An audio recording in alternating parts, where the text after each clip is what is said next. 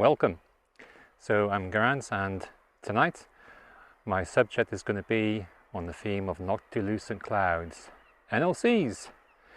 And these clouds are rather a rare phenomena, and they exist high above the Earth in an atmosphere layer called the mesosphere. It's about 80 kilometers high. And these Noctilucent clouds, well, as the name suggests, they're night shining. So when it gets dark, I'm going to be hunting for these silver blue luminescent clouds, and they occur to the north towards the Arctic Pole, of course. But while I'm waiting for darkness to fall, I've taken the opportunity to do a time lapse of the subject behind me. South Stark Lighthouse, iconic location, and with all the good weather we've been having lately, it'd be crime not to do a sunset time lapse here. And so you're welcome to join me for my vlog tonight on NLCs after the sunset has fallen. I'm going to be heading off to another location to shoot some of these NLCs, and I'll probably give you a description of how they form and what they are. They are quite the unusual phenomena in our night sky, and yet so close to us, just above our heads, relatively. Right, let's get this time lapse done, and I'll see you shortly.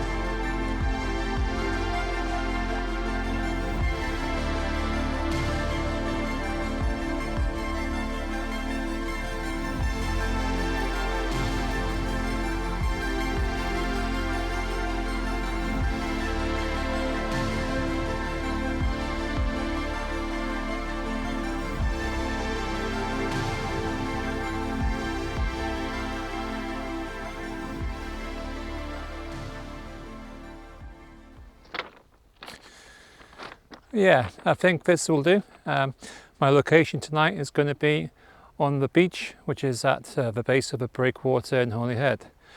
And we've got a nice view of the northern horizon here, and I might get some reflections in the water. That's one of the reasons I came here, because there's hardly any wind and there's not a lot of wave action, so the water is very calm, and so we might get a good reflection of any of those wonderful Noctilucent clouds if they appear. So I've shot here before. I have to tell you that I've been out a couple of times shooting these NLCs with some success too.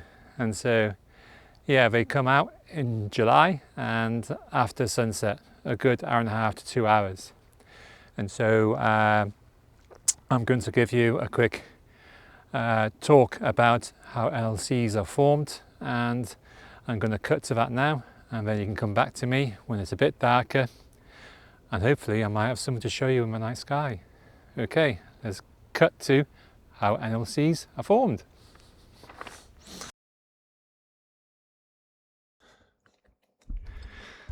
So yeah, Noctilucent clouds, they exist in the mesosphere and are highest forming clouds about 80 kilometers above the Earth's surface, where it's very cold, about minus 120 degrees. And here water vapor freezes around tiny meteor particles, remnants of meteors that have burned up in our upper atmosphere. NLCs are only visible during the summer twilight months and are so high that sunlight still reaches them even after the ground is in darkness, making them glow silvery blue. Northern latitudes of 50 to 70 degrees is best for witnessing these incredible displays, and for my location in North Wales, this is ideal. These fascinating clouds move with a rippling wave-like motion unaffected by local weather, but are shaped instead by upper atmospheric gravity waves, best demonstrated by capturing them as time lapses. Unlike the northern lights, these are not caused by solar particles interacting with Earth's magnetic field. They are sunlight illuminating ice crystals at the edge of space. Okay, back to the vlog.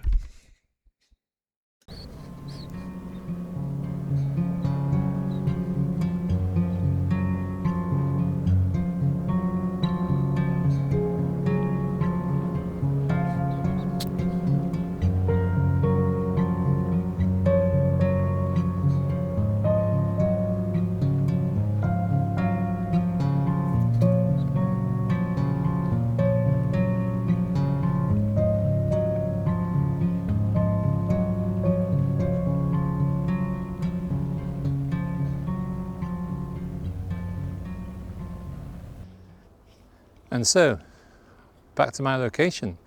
And I've just moved down the beach a little bit because I'm picking up some NLCs already. And they are a bit to the northwest, and so they're just above my head at the moment actually. And I'm shooting with a Voigtlander 50mm on the other camera, my Sony a7 III. And with about exposures for these Noctilucent clouds, because they're already bright, it doesn't take much to blow the highlights out of them, so I tend to use an ISO of no higher than 800. With a Sony, it's quite forgiving using a lower ISO at night because the noise floor does not increase if you brighten the image in post later, and that's because the camera is ISO invariant. That's one of the reasons I chose the Sony, far more forgiving on exposures. So as long as you've got a good data curve, you can move it towards the highlights without increasing the noise. And so if it's a bit underexposed, that's okay, I can brighten it. I'm using apertures around f2.8 to f4. I'm time-lapsing these clouds as well, so I want to capture the shimmering movement as they ripple across the night sky. They don't behave like ordinary clouds, of course, because they move with the wind, but with Noctilucent clouds, the ice crystals shimmering in the upper atmosphere, and it is those atmospheric conditions closer to the edge of space that causes them to ripple like water and waves to some degree. So I want to capture that on the time lapse. So I'm using a 50mm on the Sony, going in a little bit deeper. Now I'll probably want to use an 85mm lens as well to punch in closer if I capture those ripple-like effects. It's beautiful seeing those movements on these clouds. And so yeah, an interval of about 3-4 seconds, that's short enough to allow each image to be saved nicely, and long enough to demonstrate movement between the ripples of these slow moving Noctilucent clouds. And because they don't act like normal clouds, we tend to stay in the same place. They should hang around for the next hour, and so I have plenty of opportunity to tune into them and shoot some decent images. And yeah, focusing is another thing.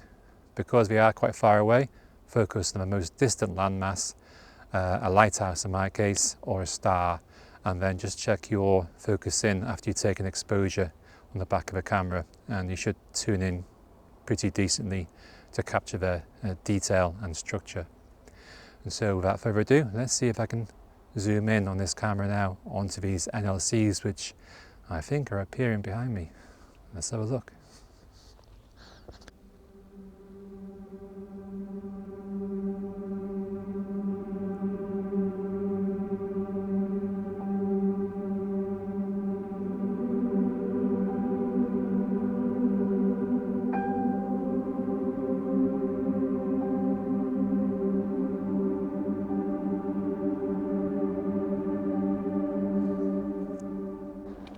And so as it gets darker, these NLCs will become more visible and will stand out more against the deep blue of the twilight sky, and they'll should make for a nice little show, especially if you punch in on them with a longer zoom.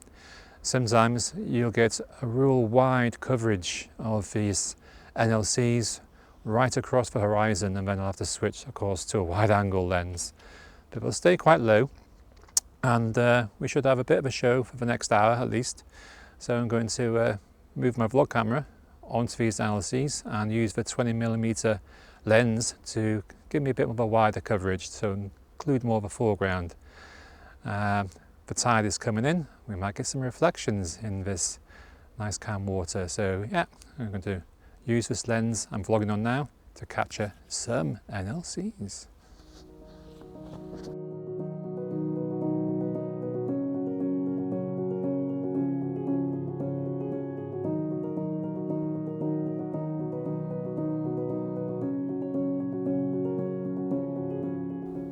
I'm just pausing for taking another time lapse with this vlog camera, so I can just describe how pleasant it is just sitting on my little camp chair here, listening to the lapping of the water on the rocks below. I think the tide is going out, but the sound of the water is soothing on the soul, to say the least. Here by myself, just enjoying the night sky and the shimmering ethereal luminance of NLCs. Very beautiful, very calming here. And it's one of the things I love about astrophotography and coming out at night as well, because I do like the solitude, the quietness, the calmness. I thought I saw a big rat earlier actually going across the rocks, but when I shone my head torch on it, it was actually a cat. I don't know what cat's doing on the beach.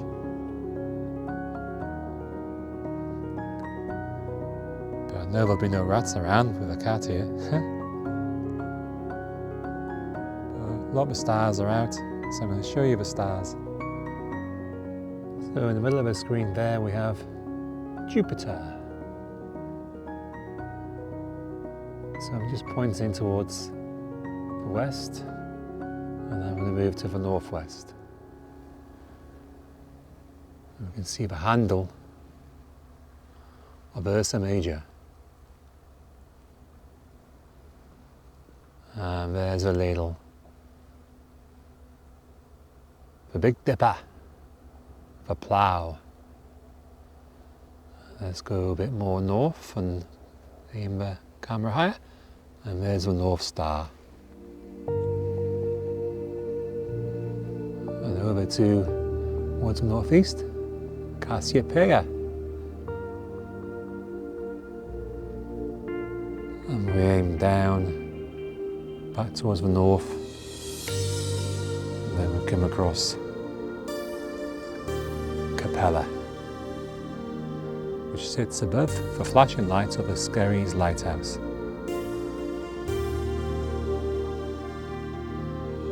And then we head to the northwest, and I think you can still see the Noctilucent clouds. They're getting quite broad now. They're still present. So a few more shots yet to take of these wonderful, rare phenomena.